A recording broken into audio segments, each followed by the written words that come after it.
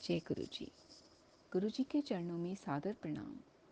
संगत जी, गुरु महाराज की कृपा से हम गुरु महाराज जी के ब्लेस्ड ग्रंथ लाइट ऑफ डिविनिटी के हिंदी रूपांतरित ग्रंथ दिव्य आभा का पठन कर रहे हैं।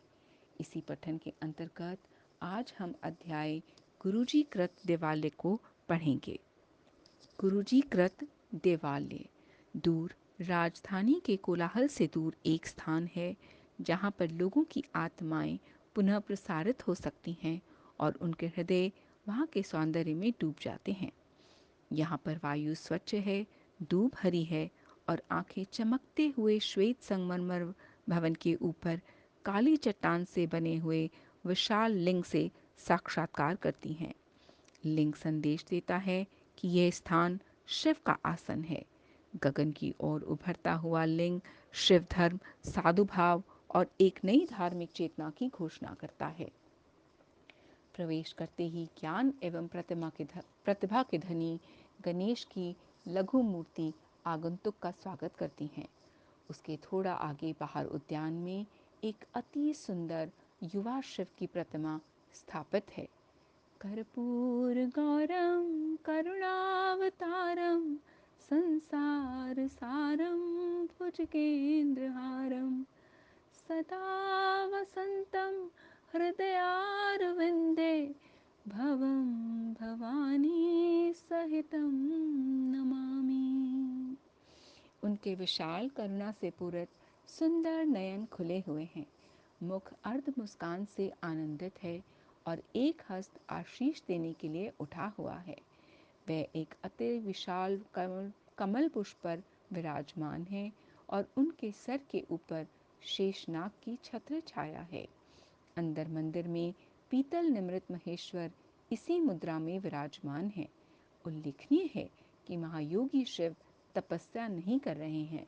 ऐसा प्रतीत होता है मानो अभी तपस्या समाप्त कर एक पैर नीचे रख अपने भक्तों की समस्याओं का समाधान करने के लिए तत्पर हैं। मुख्य कक्ष में ओम नमः शिवाय सामने दीवार पर अलंकृत है।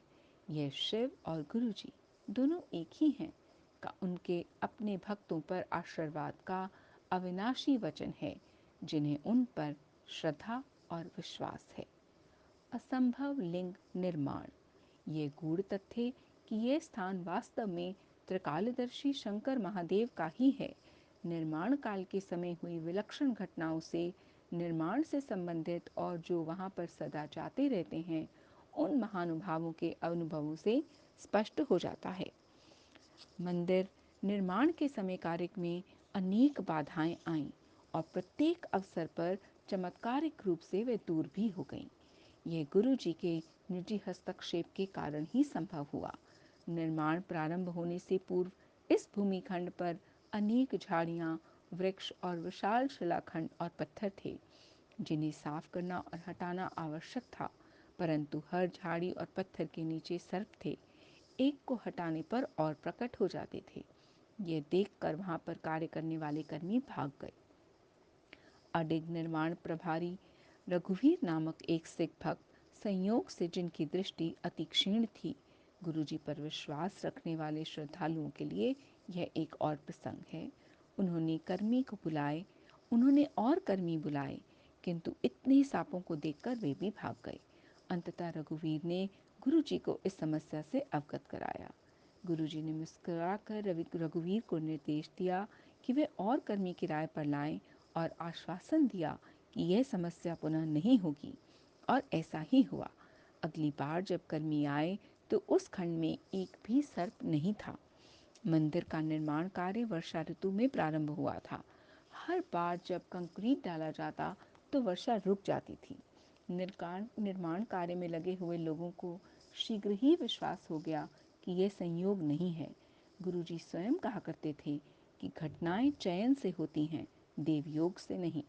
गुरुजी का आदेश था कि मंदिर का गुंबद लिंग की आकृति में होगा। यह तभी संभव था जब उसको ठोस आधार दिया जाता, परंतु गुरुजी इसके विरुद्ध थे। वास्तुविद का मानना था कि यह अव्यवहारिक है और उन्होंने इसका भरपूर विरोध किया। तथापि निर्माण गुरुजी के आदेश अनुसार प्रारंभ हुआ। अब दिल्ली में एक ही राजगीर था जो ये कार्य करने में सक्षम था, परंतु उसे ढूंढना सरल नहीं था।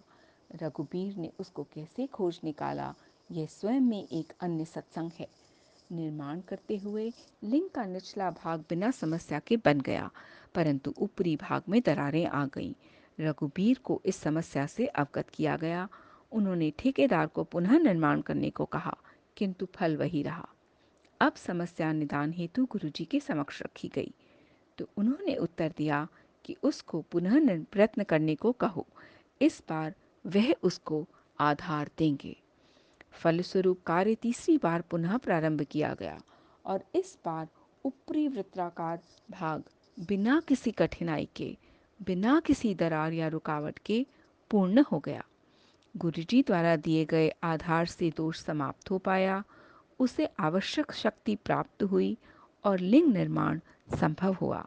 ये वास्तव में अचरज की बात है कि गुरुजी की अलौकिक शक्ति किस प्रकार से इस संरचना को संभाले हुए है। निर्माण के समय शिवलिंग में हल्के भार और हल्के रंग की टाइल लगाई गई थी।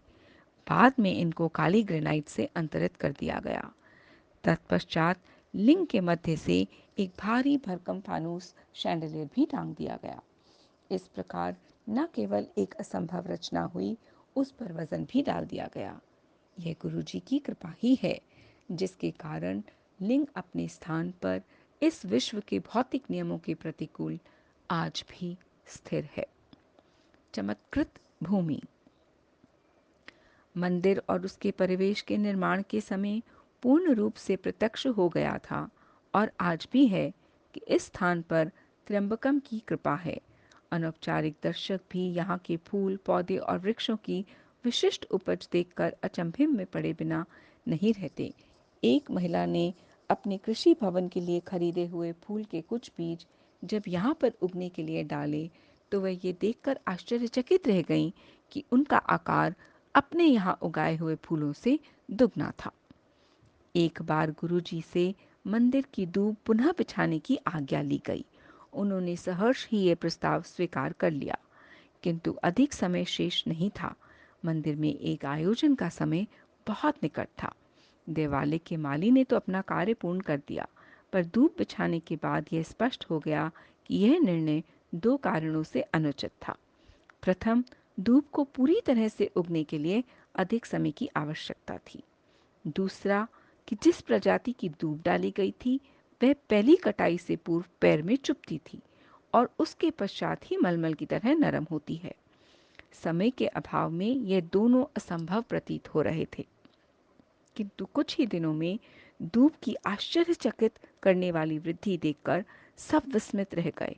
दूब की पहली कटाई आयोजन से काफी पूर्व करी गई और उपज इतनी अधिक थी कि आयोजन से पूर्व एक और कटाई की आवश्यकता पड़ गई। आयोजन के समय प्रांगण में दूब की उत्कृष्टता देखकर आगंतुक प्रशंसा किए बिना नहीं रहे। इस प्रसंग को सुन और देखकर दूब के विशेषज्ञ भी विश्वास नहीं कर पा रहे थे। सर्वव्यापी गुरुजी। देवालय में यदा कदा कुछ आश्चर्यजनक घटनाएं होती रही हैं, जो दैविक अलौकिक शक्ति की ओर संकेत देती हैं। मंदिर में दर्शकों ने अक्सर प्रांगण में शिव की प्रतिमा के भाव बदलते देखे हैं और वर्ष 2006 में होली के अवसर पर मुख्य सभागृह में पीतल की शिव प्रतिमा पर एक स्थान पर रंग लगा देखा गया। यह सुनिश्चित है कि सर्वव्यापी गुरुजी की दृष्टि सदा मंदिर पर रहती है। एक अध्यापिका का वृतांत वर्णनीय है। गुरु पूर्णिमा के अवसर पर वह प्रातःकाल 6:15 अपने विद्यालय जाने से पूर्व मंदिर गईं। उस पवित्र दिन केवल माली ने उनको वहां पर अपने गुरु का अभिवादन करते हुए देखा, किंतु ये अर्ध सत्य है, किसी और ने भी उनको वहां पर देखा था।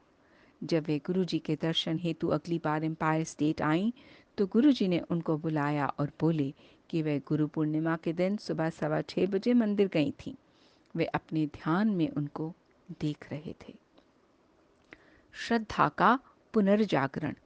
स्पष्ट है कि यह बड़ा मंदिर गुरु कृपा से स्थापत्य कला का अत्यंत उत्कृष्ट उदाहरण है, जो भक्त को सौम्य और स्नेह भाव से अपनी ओर खींच लेता है। यह उनके अध्यात्म का पवित्र स्थान है, शिव और नानक का प्रिय स्थान। यहाँ पर ओंकार और ओम एक हैं और सदा एक दूसरे का प्रतिबिंब बने रहेंगे। यह मंदिर सृष्टि के रचयिता के प्रतीक बनकर मनुष्य की आत्मा का सदा स्वागत करेगा। यहाँ पर समस्त आगंतुकों पर उनके आशीष की वृष्टि होती रहे और निरंतर होती रहेगी। दिव्य आभा यहाँ पर और अधिक तीव्रता के से सदा प्रज्वलित रहकर अपना प्रकाश इस संसार में फैलाती रहेगी। आने वाले युगों में मानव जाति इस पवित्र पावन स्थल को धर्म के जन्म स्थल से पहचानेंगे। हमारे जीवन काल में बड़े मंदिर को सर्वोच्च सम्मान प्राप्त होगा और नवीन धार्मिक चेतना का उदय होगा। यहाँ पर आशीष पाने वाले समस्त भाग्यवान पुरुषों, महिलाओं और बच्चों के द्वारा पूर्ण विश्व में सद्भावना और शांति के युग का शुभारंभ होगा। उल्लेखनीय है कि शिवलिंग का पुनरुत्थान हुआ है। उसका आरोहण करने वाली मुक्ति की उद्घोषणा कर रहा है।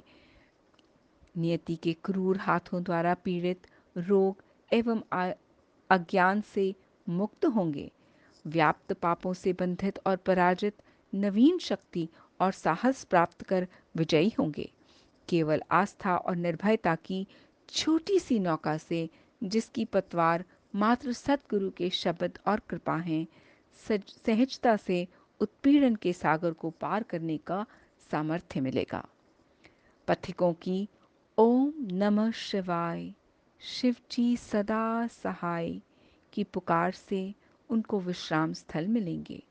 संकट और अत्यंत कठोर यातना काल में देवस्थान में अंकित ये शब्द गुरु जी के परिश्रम से उनके हृदयों और मन पर चिन्हित उनकी ओंकार, मित्र, रक्षक, प्रेम और एकमात्र दिशा दर्शक होंगे।